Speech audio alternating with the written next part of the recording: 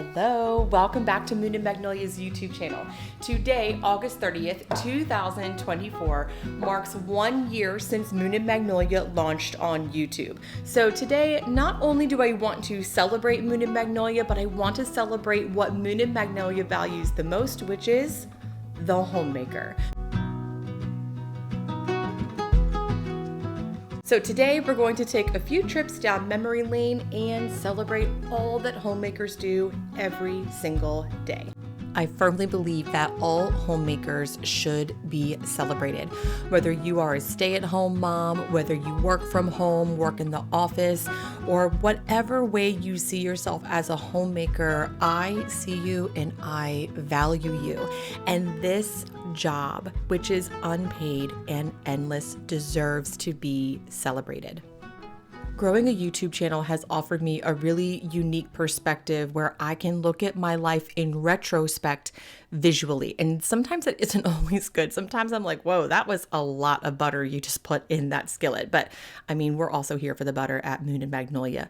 But it's also given me an opportunity to really look at the work that I do, which even though our lives are really different, I think is reflective of the work that all homemakers do. Sure, you might not be making sourdough pretzels like I did in my very first YouTube video and that I'll be making with you in a moment. You might not make sourdough bread all the time or cook from scratch all the time, but we are working really hard, but we don't always get to stop and see that. In my very first YouTube video, I made sourdough soft pretzels, so I am going to celebrate 1 year of Moon and Magnolia by making them again. But I just want to let you know that when you see me wearing the blue dress, that is present day.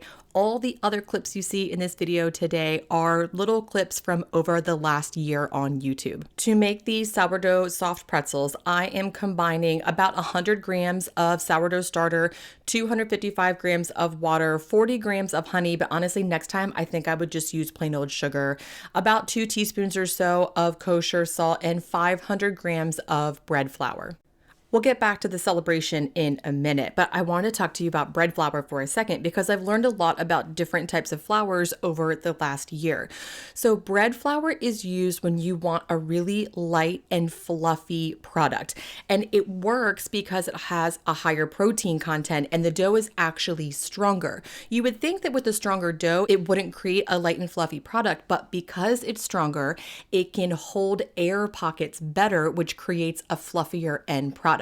So if you want to adapt any recipe for it to be a little bit fluffier, using bread flour is a great option. You might have to change the hydration just a little bit, but it will work. And I know we're just talking about bread flour here, but one of the things that I think goes ignored often when people look at homemaking and homemakers from the outside is how much homemakers know and how much they learn. We often think about what they do, but we don't talk about the skills that homemakers continue to grow over the course of not just their time as, say, mothers, for example, but over the course of a lifetime. Sure, everyone learns things in their lives, but often homemakers are learning new skills so they can keep providing for their families.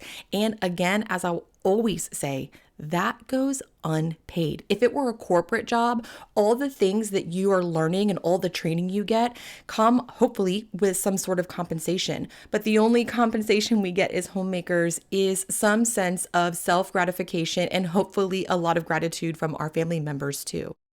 Once the dough bulk ferments, I'm just shaping them into pretzels. You can divide them into as many portions as you want. I think I did 16.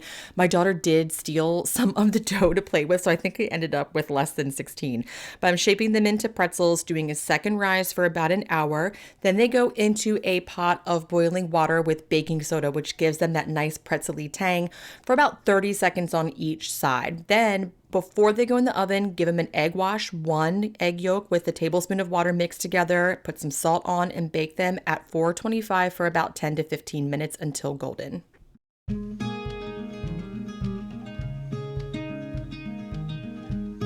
I have said since the beginning that if you have a home, you are making it. So if you come home from work and you do a few things around your house and that's the most you can get done, you still deserve to be celebrated.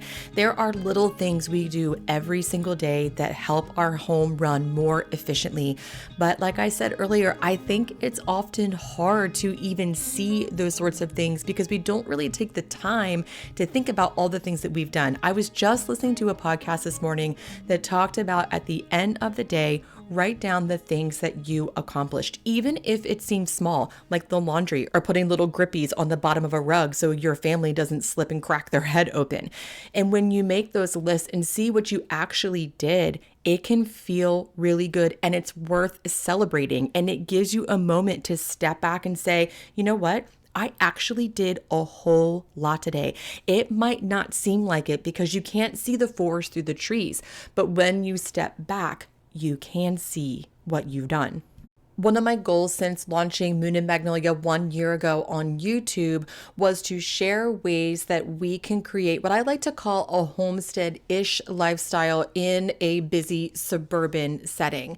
Now, in the creator space, there is a lot of overlap between homemaking and homesteading, but there doesn't have to be. But I have spent a lot of time over the last year talking about things like gardening and food preservation. Last year, this was my garden. I had four 4x4 garden beds, and we expanded our garden 3 times the size since last year. And the irony is last year in my small garden, I had way more flowers.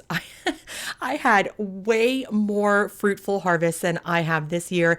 It's just been a really challenging garden year for us. Even though I share a lot about these homestead-ish qualities in my life, I think what the undercurrent really is acknowledging the expansiveness of our homes and of our life at homes, that this really is our world. And often, especially if you have small children, it is your universe, and that we have the opportunity to create it however we want it to be. If we want to have a garden, we can find ways to make that work in our lifestyle, even if it means just having some containers. I did container gardening for a long time and it was great, but maybe that isn't your thing. Maybe you want to have more of, say, a Montessori style life for your family. You can do that.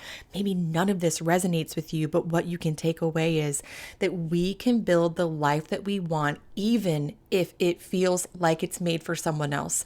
I often have felt like, oh, well, homesteading is for people who live on farms. It's for people who live out in the middle of nowhere. And I don't mean that offensively. I just mean for people who live far away from maybe a more city sort of lifestyle. But we can have the things we want and implement them into our lives right now in this moment. And for better or for worse, often it is the homemaker who creates that reality. It is a momentous task and undertaking to create the world that you live in. And I think it goes completely ignored sometimes, that people think that homemaking is just doing dishes and making food, which is, yes, part of it, but we are also creating the world, our own universe that we want our children and our families to be in. And that is worth celebrating.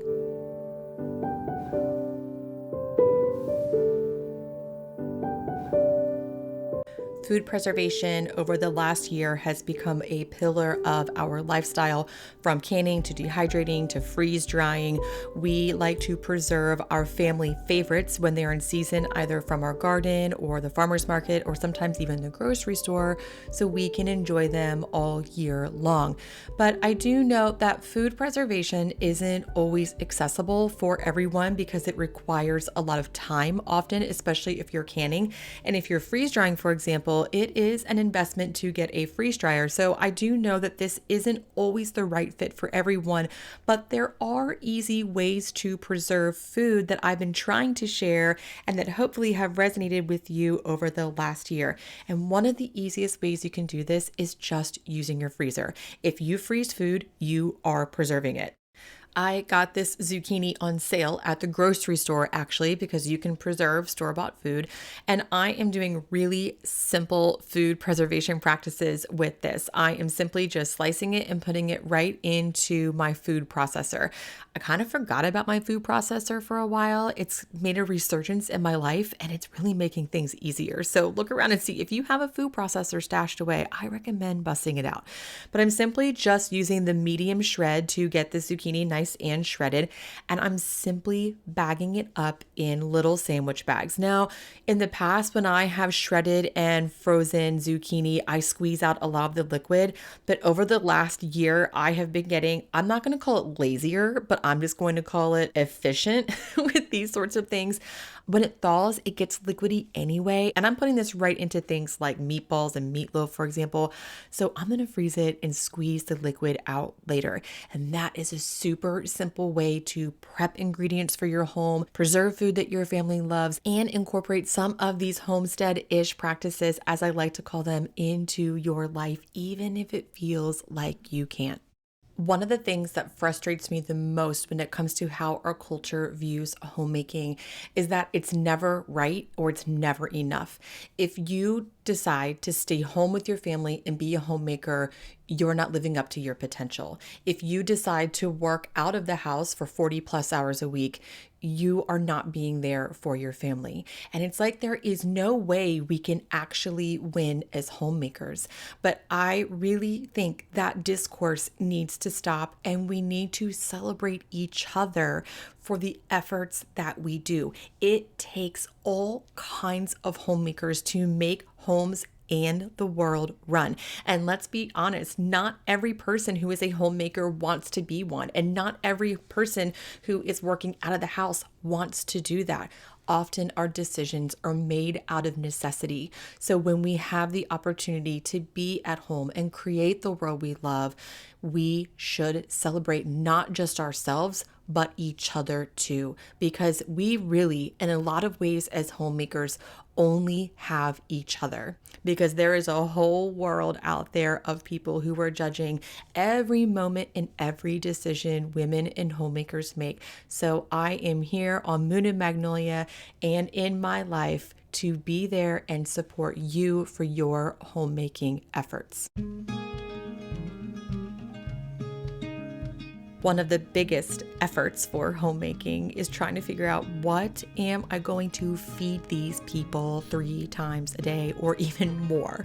So I have done a lot of cooking on Moon and Magnolia over the course of the last year, and I hope my recipes and tips have given you some ways to think about how to squeeze in scratch cooking in a busy life, because no matter if you're a stay-at-home mom or you work out of the home, let's face it, we're all just really busy. And it doesn't matter if you have 1 kid or 25 kids, busy is busy and hard is hard. On YouTube and on my blog over at moonandmagnolia.com, I try to share a lot of easy recipes that can be worked into busy days.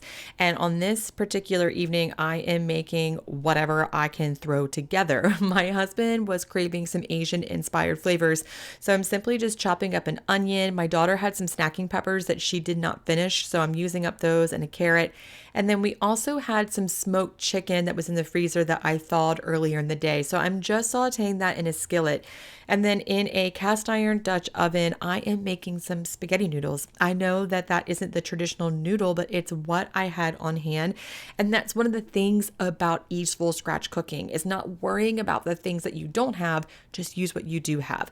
One of the tricks I think for using spaghetti noodles in place of lo mein noodles is to make sure they're pretty al dente. They taste better in that type of dish if they're a little firmer.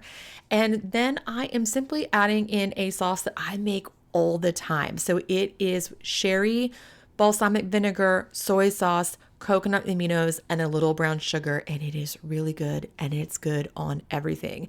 And that, ladies and gentlemen, is dinner. Homemakers do so much all day long, and at the end of the day, when you are the most tired, you have to feed a bunch of people. It just doesn't even really seem right or fair, but it's just the way it is. We have to have dinner. So no matter what you are doing as a homemaker, when you get dinner on the table, you are doing a great job. So here's to the homemaker for all that you do in all of your efforts, day in and day out, on the good days, on the bad days, the days you feel like it, and the days that you don't. I see you, and I am here for you. And if I may add, here is to Moon and Magnolia for 1 year on YouTube.